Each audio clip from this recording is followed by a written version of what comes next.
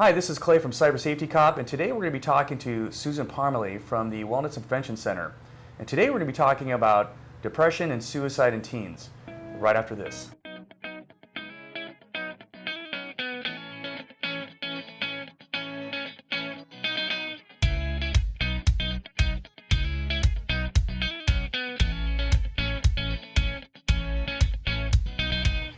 Susan, thanks for meeting with us again.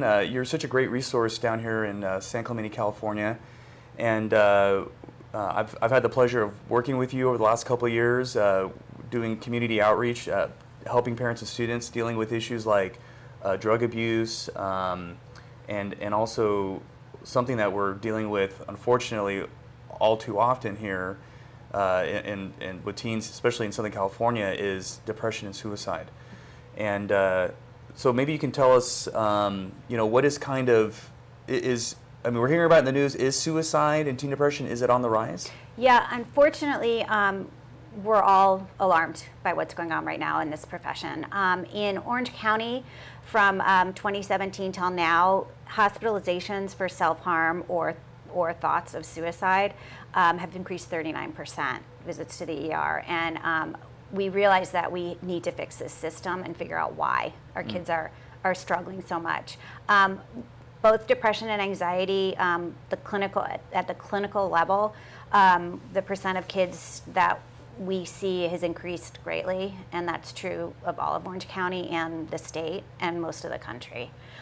So it's kind of shocking, and we're a little concerned with the number of deaths by suicide that we've seen of young people in Orange County.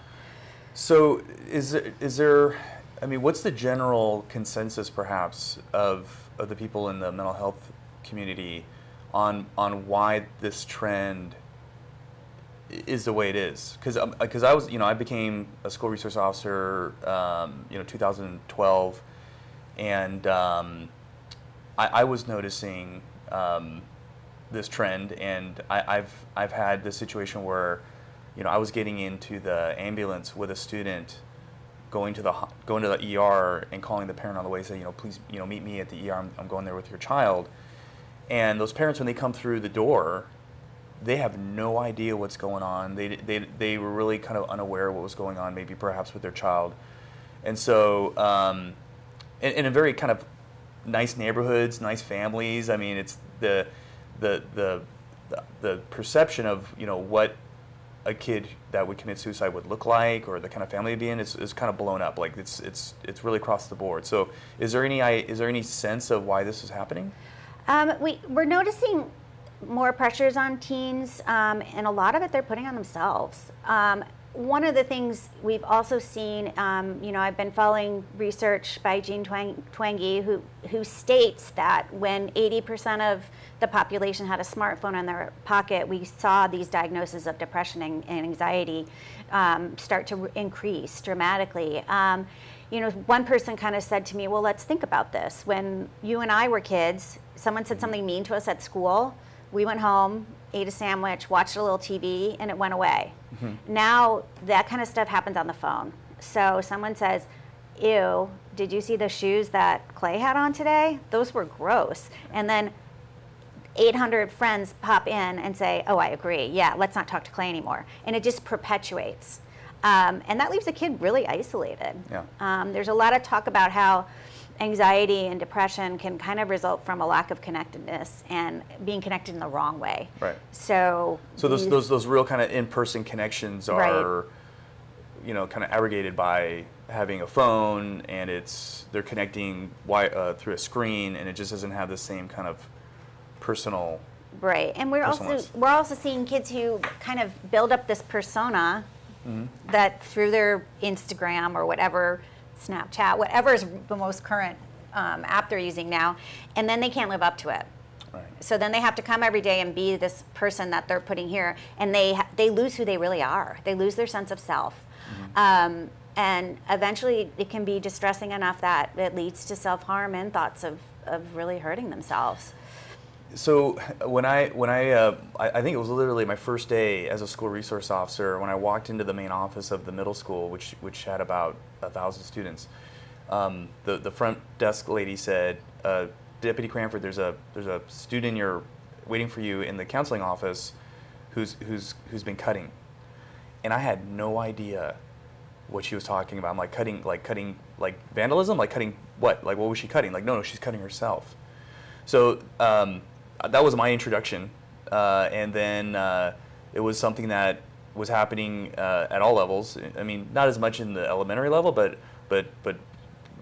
quite prevalent in middle school and then into high school. So, and it seems like statistically it's often more young girls who are doing it as boys, but we did have some boys who were cutting. Right. So maybe you can kind of explain for everybody, like, what is this phenomenon? Is it a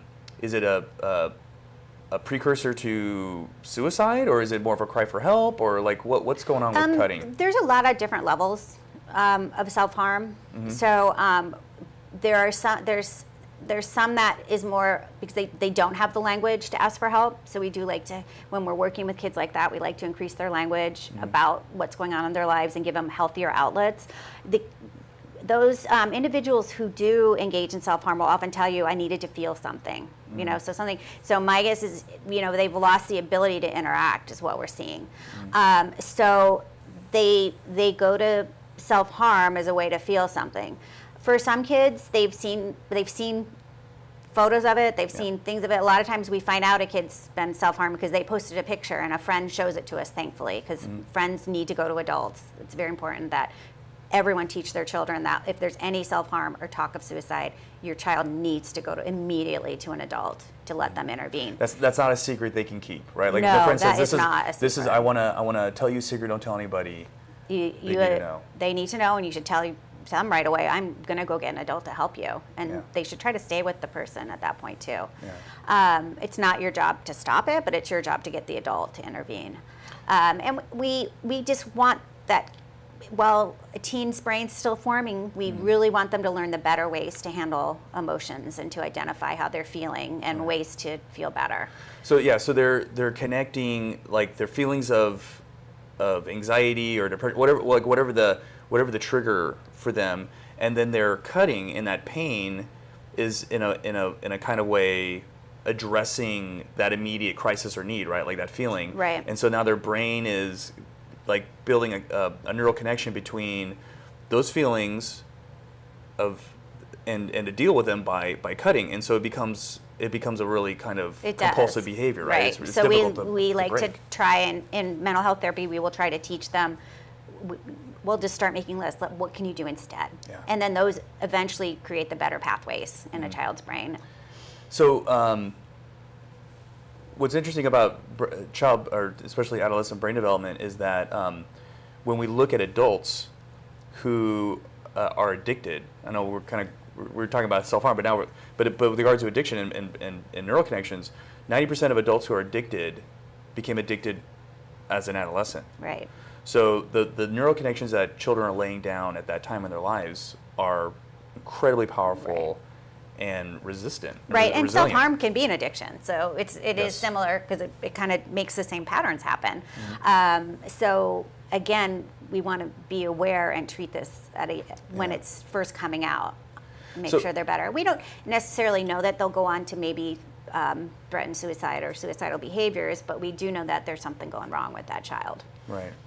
Yeah, it's very much part of the quote unquote drama that's happening online. So a lot of students see it, and it just in that behavior, in some way, becomes kind of normative, which is disturbing to me as a parent, that a kid would see that somebody else talking about hurting themselves and think, oh, it's just drama, but it's really much more than that. Right, and even if you want to define it as just drama, I think you need to intervene. Right. So how do parents? Because we do hear the stories about a student who might tragically have taken their lives, and that's happened in some of our schools, and I know in your school that you guys service, and that's so. I feel like we need to talk to students, parents especially, need to talk to their children about suicide, depression, and mental health. And we've over the years have really placed a taboo on even just talking about it, and the concern that, well, if I talk about it, is it going to trigger my child to think about it. So like talk about that really quick, So, and then how should we talk to our kids? Exactly. So absolutely not just talking about it, make it happen. In fact, talking about suicide prevents suicide. And it's the most important message that we need to get out in the community right now. We need to use the exact words, have you thought about killing yourself? Do you want to commit suicide? You need to be very direct if you're concerned about someone. Mental health, we need to all be talking about it, because it's a quarter of the world at any given moment has gone through an episode of depression. That's more than the common cold. We need to make this kind of talk normal. It's a medical condition, and we need to solve it before we lose people. What we need to also make sure that your children know is that if anyone talks at all about death and suicide, that they need to get an adult on board right away. And if it means sending the first responders to a house, you got to do it. We've got to stop. We can't lose more people this way, and it's terrifying. So, a parent, they may be sitting around the dinner table, and they may have a kid who just kind of obliquely brings up, like, I heard a kid was talking about it or whatever. That's a really important moment for a parent to talk to their kid about that issue, right? So obviously they need to talk about that person needs help, right? But they also need to talk about how everybody, mental health it's not different than our physical health. No. It's really the same thing. And if we go to the doctor because we have the flu, then we should have the same kind of feelings about if we're dealing with something in our lives, behaviors and things that are problematic. Like, we should be seeking professional help for that as well. So kind of destigmatizing those things. So in that kind of moment, what would be like one or two things like parents should say to their kid? Right, and there's a lot of great door openers to these kind of conversations. You can even start it by, I read something in the paper about there being a mental health crisis right now. What do you know about that? You'd be surprised. The kids have a pretty good mental health vocabulary, especially by the middle of high school. They're very, very willing to openly talk about it. It's usually the parents that have the harder time. So what I suggest is even, say sometimes people struggle, but sometimes there's more. So what do you do how do you help a friend? Or how should I help you if you're feeling extra low, or if you're feeling anxious? What would you want me to do for you? And what would you do for someone else? So it's interesting then to gauge the amount of information your child knows. There's a lot of places, a lot of websites, NAMI, Mental Health America, that can give you tips for talking about mental health too.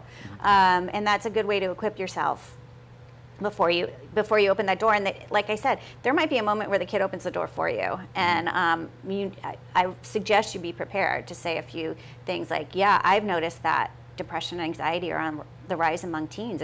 Is there anyone that maybe is struggling?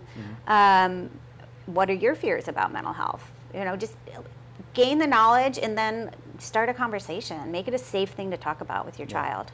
And it's a conversation that we, like you said, we definitely need to have, because it's moved up to the number 2 cause of death for teens. For young people. For young people. So 12 to 24, we're seeing that as the number 2 cause of death after accidents. And the state law now mandates suicide education starting in middle school. And we now have every school ID now has the crisis text line and a couple more numbers on the back. So they're being told about it. Yeah. So to continue to talk positively in the right way to encourage people to get the help when they need it. Don't hide those feelings. Right. Don't be fearful of having those feelings. Those are real feelings, and they need to be addressed. Right. It's okay. Right. There's nothing wrong with you if you're starting to feel like your emotions are getting too much for you. That means that you need someone to talk to. Absolutely. Thanks, Susan. Sure. All right, and so we'll put more information in this blog about the tips and things that Susan talked about, and the national texting hotline and some other resources that you can find. So thanks a lot, Susan. Sure.